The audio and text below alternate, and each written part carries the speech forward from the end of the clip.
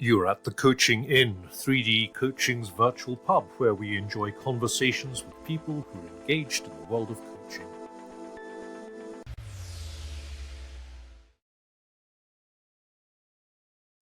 Hello, everyone, and welcome to this week's episode of the Coaching Inn, which is a Saturday open table, and it's a book corner.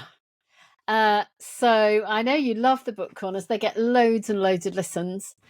So if you'd like to join me in the book corner at a future episode, find a friend, send me an email, and let's do it. So, 3D Coaching's very own Nathan Whitbread and Kelly Drewery, welcome to the Coaching Inn. Nice to be here, Claire. Thanks for the invite. It's lovely to meet you. So, Kelly, tell us a bit about your coaching journey. Coaching journey. So I've been coaching one-to-one for about 5 years. Like many people, I think I discovered coaching somewhere in the midst of lockdown.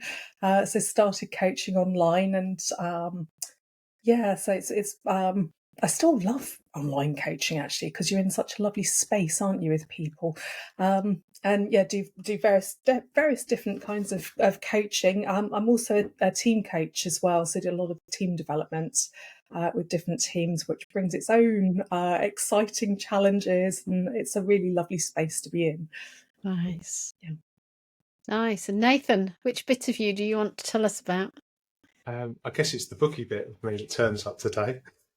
So I'm a coach. I tend to do individual coaching, but I also do some other group stuff, mainly focused around neurodiversity in the workplace. But we're not here to talk about that today. We're here to talk about some exploration around some interesting books that me and my friend Kelly have been reading that have really got us thinking. And I guess we wanted to talk about it as well, because actually it's been a huge learning space about all sorts of things, a place of challenge, but also a place of kind of working out what needs to be different.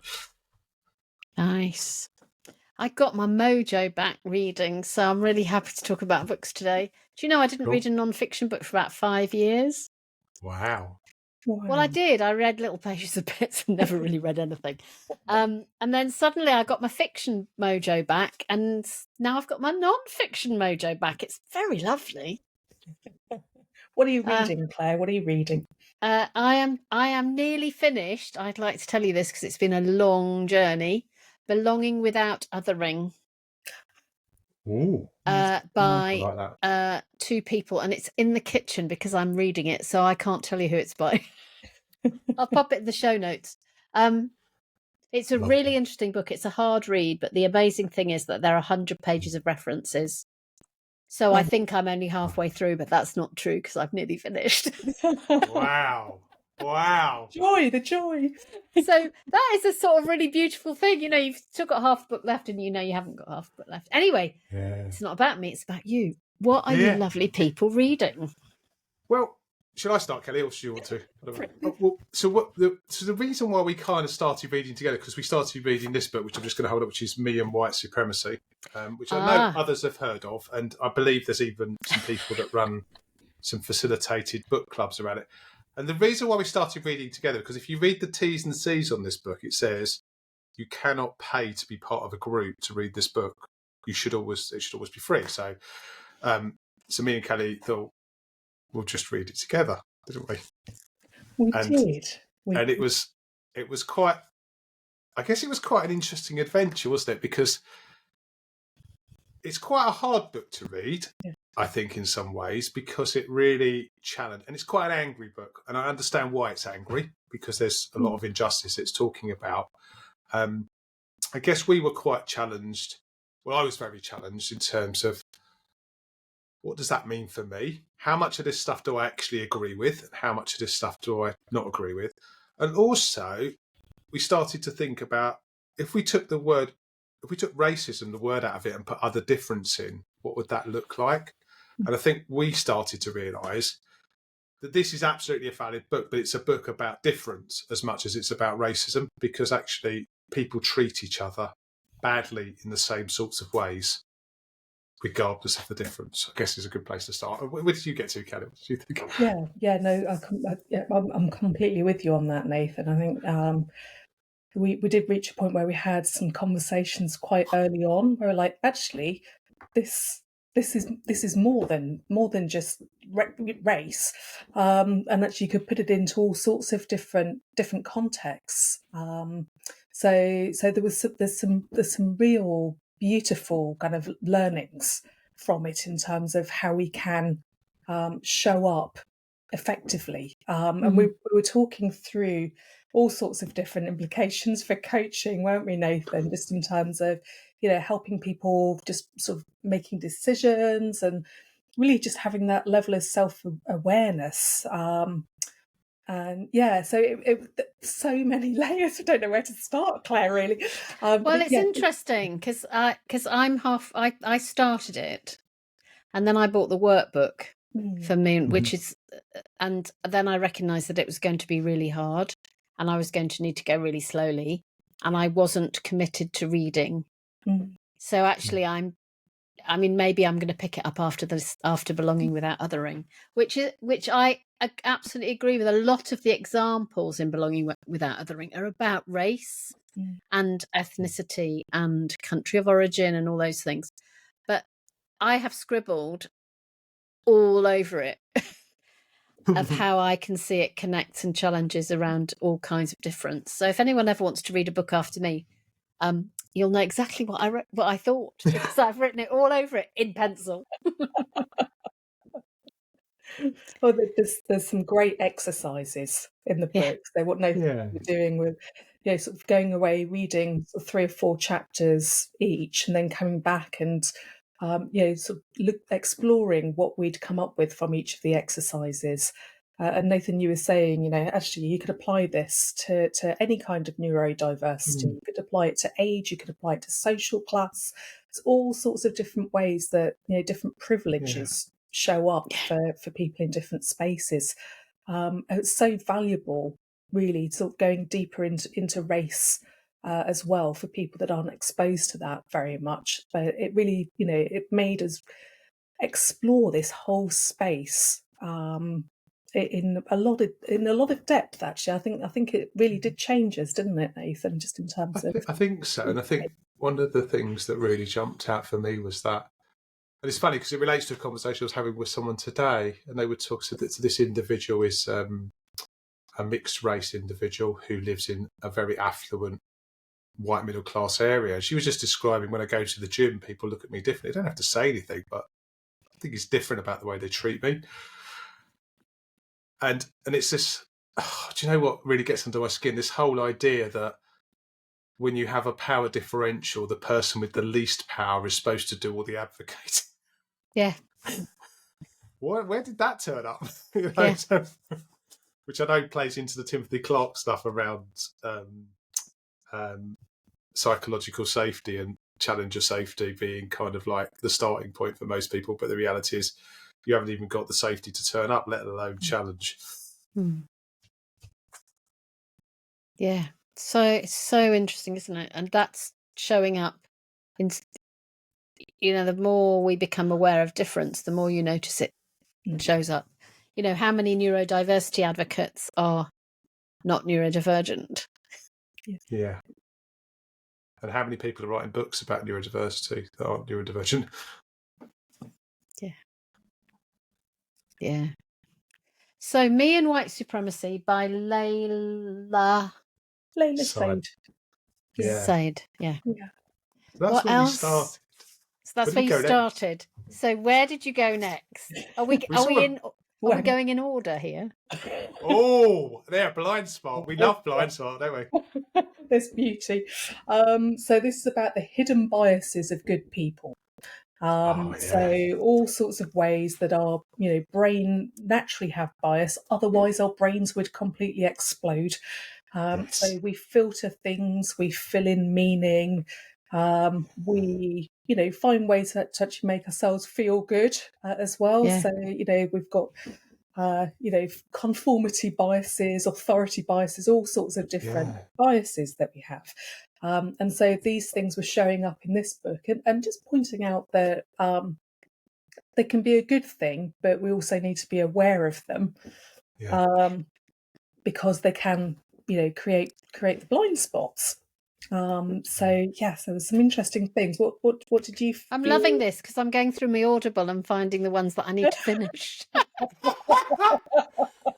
Well, what I love about this book is because there's obviously there's books that are written that are kind of a bit more opinion pieces, aren't there? You know, they go, well, I've had an idea. But Blindspot's based on a research project been going for 20 years, is it? Yeah. Was it longer?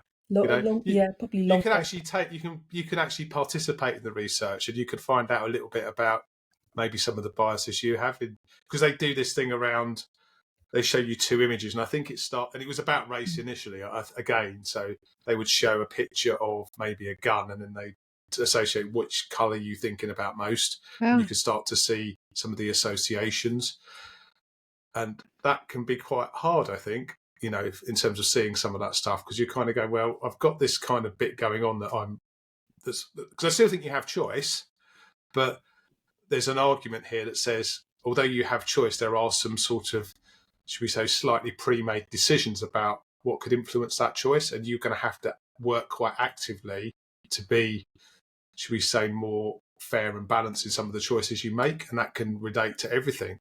Where you buy your petrol from, the shops you visit, you know, who you interact with, and all those micro choices can have huge impact if you think that affects large numbers of people. You know, I think that's really interesting. I can't remember if it was in that book or whether I've read it since though, but I also like this idea of likability bias. Yes. And how for people we like, we'll forgive them all sorts of things. Oh, interesting. That's so interesting. So you didn't go for the easy journey, did you? No. By the way, Kelly does drag me across the coals.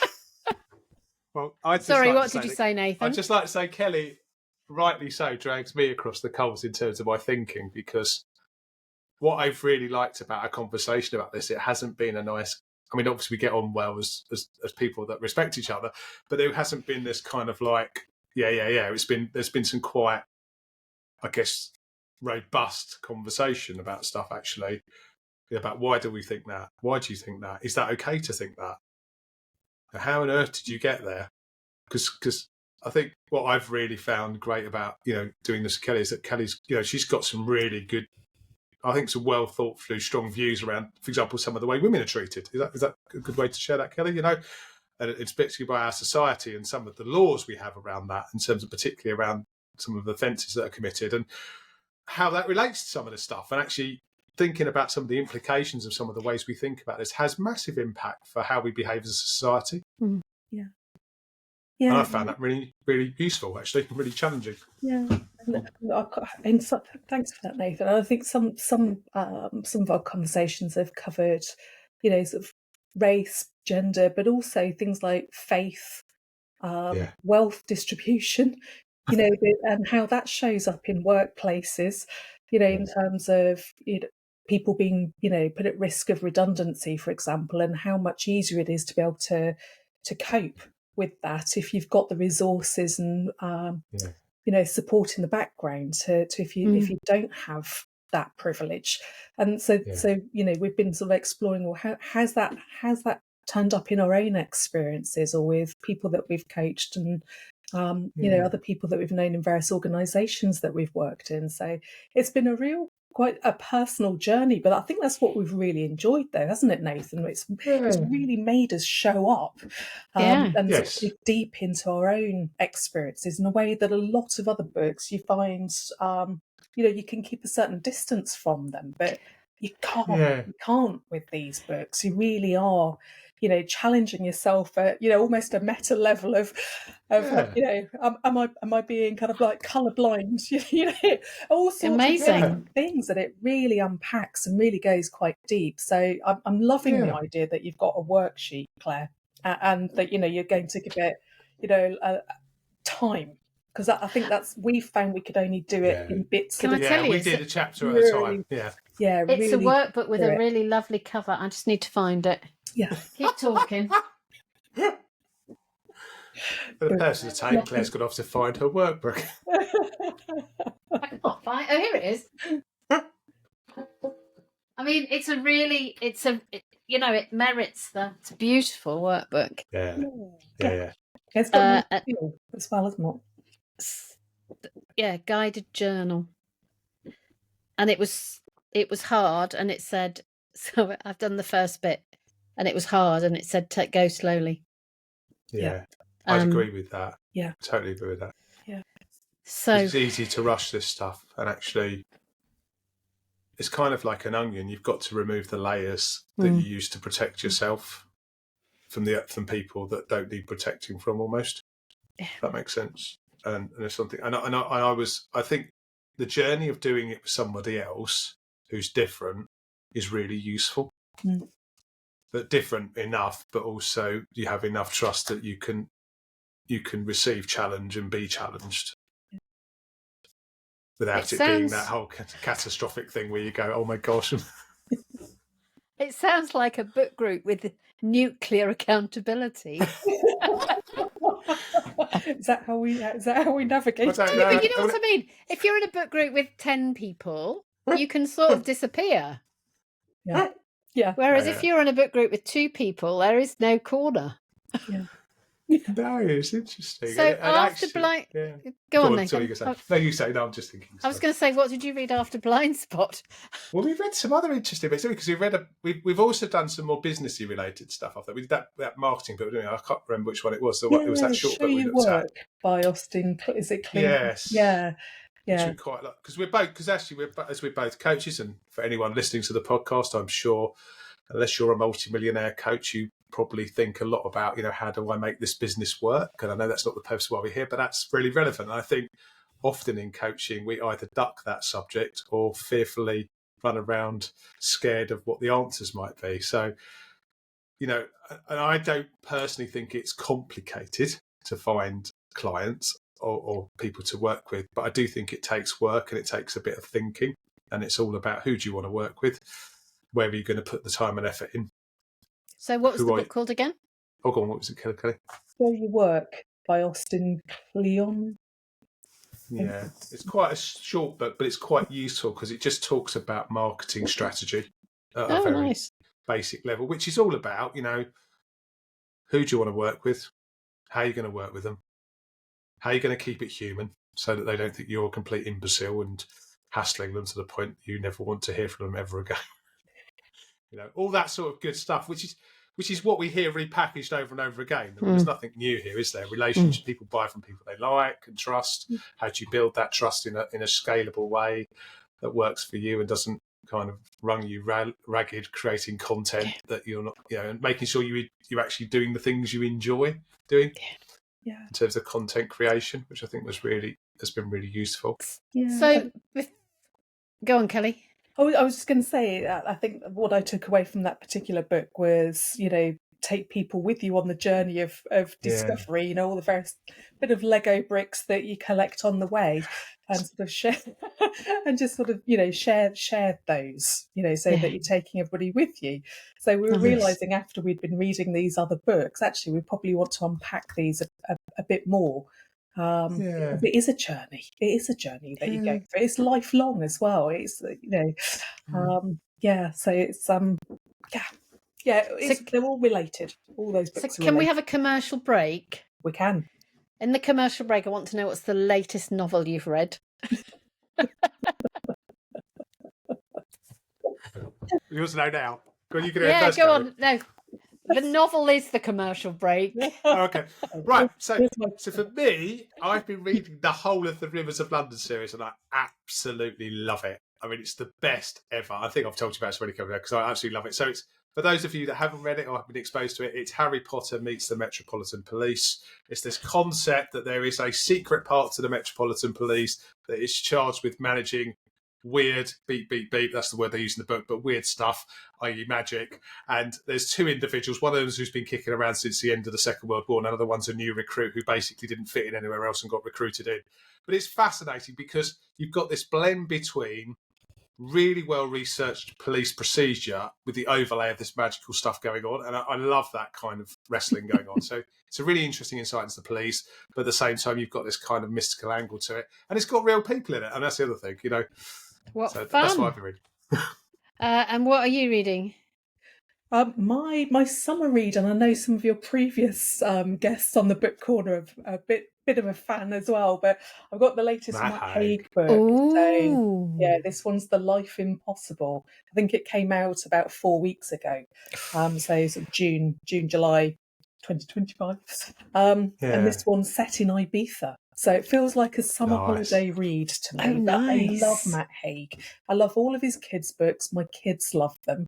Yeah, And I love all of his novels as well. They're great. So my favourite one was The Humans. Love that story. It just has yeah, such imagination, different perspective, and just way to look in yeah. at the world that you come away and just feel bigger and wiser in some, in Oh, some fashion. I think Matt nice. Haig is great. Nice. Nice. I'm just reading some whodunit thing. Who's it by? Who did do it? Joe Nesbo. I'm only on about page 20. I recently read The Storyteller by Jodie Picoult that I thought was really Oh, fascinating. So that was okay. she really researches her books. Like Yeah. I mean, I don't like all her books. She wrote one about Egypt that I didn't like at all, but it was very well All right. researched. Yes. This Yeah. one was about a Holocaust survivor in America, Oh wow. and it had it jumped to and fro in time, which was really fascinating, and it really made me think. And I like novels that make me think. I also Do you like like Stephen novels. Fry then? Well, I did start reading Mythos, and I have now. I'm reading again. It's back on my list. Because he's written a brilliant book that's slightly older, which is I think it's basically about the one where Hitler gets murdered as a but isn't born because someone sterilised his parents, and then how does that play out? And it's just I love the idea that actually it's thinking about you can't just take bad stuff away if you don't take away the processes that Oh, make bad stuff interesting. happen. I just Yeah. thought it was fascinating. Yeah. The other author I met recently, which I absolutely loved, was Carissa. Oh, what's her name? She wrote How to Train Your Dragon. Oh yeah. So she is just so awesome, and I'm absolutely convinced she's dyslexic because the way she described it. Because she's got a character in her book, The Wizards of Once, who is a dyslexic female who's absolutely awesome. And I think it's her. But she just talks about the whole process of writing some of this stuff. I mean, she basically spent every summer holiday on an island with no electricity, one house that her family stayed in. And the whole How to Train Your Dragon stuff is written around stuff that's on that island. It's just amazing. Oh So wow. she is incredible. And she just talks about the whole process of storytelling, how you take real things and add a bit of a twist of something unusual to it. It's brilliant. Nice. I've also pre-ordered the new Richard Osman. Oh, where can but it go next? that won't come out. Well, apparently he's going back to Cooper's Chase. For Because aren't those they of all nearly you, dead? so, for those of you listening around the world, Richard Osman has written a series of books about a retirement village. Yeah. And then he wrote another one about something else, We Solve Murders, and this next one goes back to Cooper's Chase Retirement Village. So very exciting. I have it on pre-order, so it will arrive the day it comes out. Oh, that is so exciting. Yeah. So now our commercial break is over. Let's go back to work. And remember, listeners, we'd love to hear from you, and we'd love you to come to the book corner. Doesn't matter where you are in the world. Bring a friend and tell us what you're reading. So, Kelly, you're the one who's got the stash in front of you. What's the next one on your list? So that is my summer read, but my slightly more, it might feed into what I do, is actually this lovely book.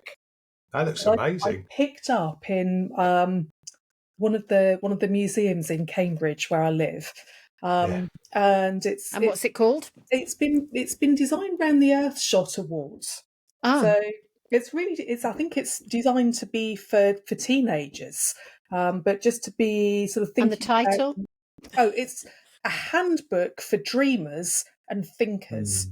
Oh, And it's by like Johnny Hughes and Colin Butfield. So it's about solutions to repair our planet. Oh, wow. And it feels like it's going to be a really lovely read. This one I'm actually going to read with my kids. And it's got a lovely kind of, nice content that feels like summer in it, but it's got lots of different kind of case studies and different things that have been going on in different parts of the world. But Nice. in a really accessible, straightforward way that's not 7,000 pages of text. So that's my next read, and I'm going to see how that sort of feeds into the work that I do. Oh, lovely. Nathan, you've got another one? I have, yeah. So I went to the shelf because I suddenly realised there was a really good book that I had read a little while ago, which I thought would be good to mention, because I think some books really influence us and we don't always realise the extent. So this is a book that I read quite a few years ago, but I do come back to quite a lot, and it's called The Extraordinary Popular Delusions and the Madness of Crowds. Now, why this book is really interesting is because it talks about, I guess you're aware of things like the South Sea Bubble, the tulip, what they call it? It was sort of this tulip movement in Holland, where basically tulips became incredibly overvalued to the point where one guy actually was sentenced to death for accidentally eating a tulip of high value. And it's just this idea that human beings go through these constant cycles of boom and bust, and we saw it in the .com boom, we saw it in the subprime market, and we'll see it again in the next thing. And I think the thing that really influenced me about this book, bearing in mind this book is quite an old book now, is that the same cycles exist. The same cycles exist, and they don't go away. We are fools if we think they change, because human beings fundamentally behave the same. They go through this cycle of making things more and more and more valuable with things that intrinsically don't have that value. And the way I like to think about it is eventually you run out of mugs who are prepared to pay that value, and suddenly the price drops. And we see that in all sorts of things. And I wonder if we may see it in some of the spaces we operate in sometimes about certain things and certain offers. So I think we're fools if we don't learn the lessons of history. And that's one of the, I guess, one of the books for me that really kind of banged that home in a big way. Nice. Yeah. Yeah. So what's the one you're reading at the moment? At the moment, I'm reading a book that you've actually... I meant the two of you. Or maybe together, you're not. We're not reading a book at the moment, actually, because we are in interregulum at the moment. We're waiting to start our next one. We're sitting on some divine inspiration at the moment, aren't we, Nathan? Yeah. So we've taken a little break, Claire, in terms of, because you could imagine it was actually quite intense, which was good, but work took over for a bit. But we are. I think the plan is to get back together towards the end of the year to start doing some stuff again. Can I make a recommendation? Oh, lovely! Yes, please. Go on in. The Art of Gathering by Priya Parker. Oh, you mean this book? Yes. Yes, Nathan. I do mean the book you're holding in your hand. Oh, do you mean, Claire? Do you mean this one? I liked it so much, I sent a copy to everyone in our team. See. But Nathan hadn't told me he'd already got it. Well, I didn't. I knew I had it, and I hadn't. It's on that. That sounded like a really good book. I'll put it on my pile. Oh, we'll take that recommendation, Claire. That's very kind. I'll make him read it. I loved it. Yeah, no, it's really good. I've read the first chapter, and I'm sitting on it. If that makes sense. I think what's interesting about it is that some workbooks are quite a hard read. And some workbooks are an easy read but a hard application. Yeah. So it's a beautiful thing to read. So The Art of Gathering is it's a beautiful book to read, and then you've got to start thinking about it. And I like that because it gives you a little bit of a flow before you have to go, oh golly, no, I need to think about this. What are you learning from it, Claire? What am I learning from it? So I'm going to pick it up because it's got all my pencil marks in it, and I can tell you what I'm learning from it. I think what I like about it is it's close enough to what I believe about hosting as a coach and a facilitator that it's deeply challenging, because I sort of agree with it, and she sort of pushes it she pushes it a bit further in different places. So it's not like a new and radical different view where you've got to go, do I think this is okay or not? It's it's a lot of sense making and a lot of potential for disruption. So, for example, she's talking about inclusion. So she says Barack Obama's aunt once told him, if everyone is family, no one is family. Yeah. It's blood that makes a tribe, a border that makes a nation. The same is true of gatherings. So here is a corollary to his aunt saying, if everyone is invited, no one is invited, in the sense of being truly held by the group. By closing the door, you create the room. And then you kind of go, oh, yeah. It's full of those kind of things where you go, well, of course, and then, and what if, and because, and all of those things. There's bits there about sort of boundaries, isn't there? And just Yeah. being in or outside that boundary. Yeah. So belonging without othering is more philosophical, whereas this is more practical. Yeah. What have you done differently so far, if indeed you have? That's a very challenging question. Can I just tell you, our listeners love it when guests turn the table on me.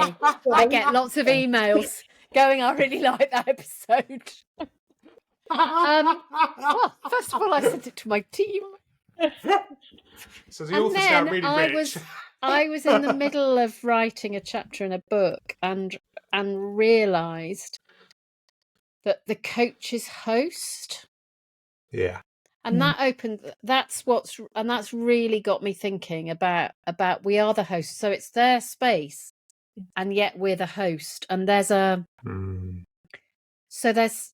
sort of emerging thing, and that will come out through hundreds of conversations. Yeah. And I'll probably know what I think in about 100 conversations time. But there's a sense making, and also some just really good practical stuff, like when you're hosting, don't start with the notices. Oh, I like that level of practical. So if you arrive in my training and we're on site or online, I don't start by saying we're going to have a break at the top of the hour. We need to start by being purposeful and being what we're here for. We can talk about the fire exits 5 minutes or 10 minutes in, but if that's what you start with, you lose something of the soul of the gathering and what the gathering is for. And she does quite a lot of work around pre-gatherings, so the night before gathering of the thing. And the other thing that I've done is I went to a 9 Others dinner, which I've interviewed Katie from 9 Others on a previous podcast. And that's a gathering meal, and there's some real connections between what Priya Parker says and what the 9 Others dinner was like. So I went to one a few weeks ago, and that was really fantastic, and I actually made a really big decision as a result of it. What do you think, listeners? Should I ask Claire what the decision is? Not today. You have to sign an NDA, Claire. Sorry, sorry, yeah. I will share it at some point, but not today. The trailer. Yeah. I mean, I just read the first chapter, Claire, and I was just really struck by the whole. I know it's all basic in some sense, but the whole why bit. Why are we gathering? Yeah. And it's particularly, I mean, because some of the work I do is around meeting, seems to be the favourite. I don't know, there's people that specialise in this, but it seems to be a theme that comes up over and over again. Particularly with some of the work I do around academic institutions and non-for-profits. I don't know why non-for-profits particularly, but they seem to like meetings, and lots of people spend an awful lot of time in them. But people don't remember the why. Yeah. And if you're not hot on the why, then you end up in a bit of a mess, I think, sometimes. Yeah, absolutely. Purpose of the meeting and why am I here? What's my role? Yeah. And 90% of their work is in the prep. Yeah. In the pre arriving. So it talks a lot about inviting. What does it say in the invitation? How do we invite? What do we put in place? It's real, and then accept that there is an end. Yeah. Which of course is really important for coaching and podcasts. Yeah, and I think that what I was going to say, that's a great hint, Claire, and I like that. Well, it was interesting you mentioned that. We've got a few. All I was going to say was, I think anything you do, if you don't set start with the end in mind, then Yeah. how could you make yourself redundant and irrelevant? Because actually, if you fulfilled your purpose, surely that's the whole point. Yeah, and you need to end and not overextend just because you think you haven't quite finished, because you probably have. Sorry. All right. Okay. I'll take. I didn't mean that. Yeah. That No, it's wasn't fine. It's fine. If you need to say it, just say it. It's fine. So, The love in the room. lovely listeners who've stayed to the end and not gone, these three are completely bonkers, let me switch them off. Kelly, how do people get in touch with you if they want to talk to you? Oh, so I'm on, as most of us are, on LinkedIn. Perfect. They can always track me down on LinkedIn. It's quite easy to find me, given my surname. So that's probably the best place to get in touch with me, actually. I'll put your link in the show notes. Thank you. Nathan? Same with me, actually. LinkedIn or the website, whichever or 3D. You can get in contact with me through 3D as well. So Marvellous. So, Kelly Drewery, Nathan Whitbread, thank you for coming to the Coaching In. Thank you, everybody, for listening. And really, seriously, we would absolutely love to hear from you and a friend or 2 or 3 friends, and come to a future episode of the Book Corner at the Coaching In. Or you could come to a podcast corner if podcast is your preference. So thank you all for listening. We'll be back next week with another episode. Bye-bye. Bye. If you've enjoyed what you've heard today, we'd love you to share the podcast with a friend or leave a comment on social media. And if you'd like to become a regular at the Coaching In, you can subscribe on Podbean and all major podcast channels. We look forward to welcoming you next time. You've been listening to The Coaching In, 3D Coaching's virtual pub. For more information, check out 3dcoaching.com.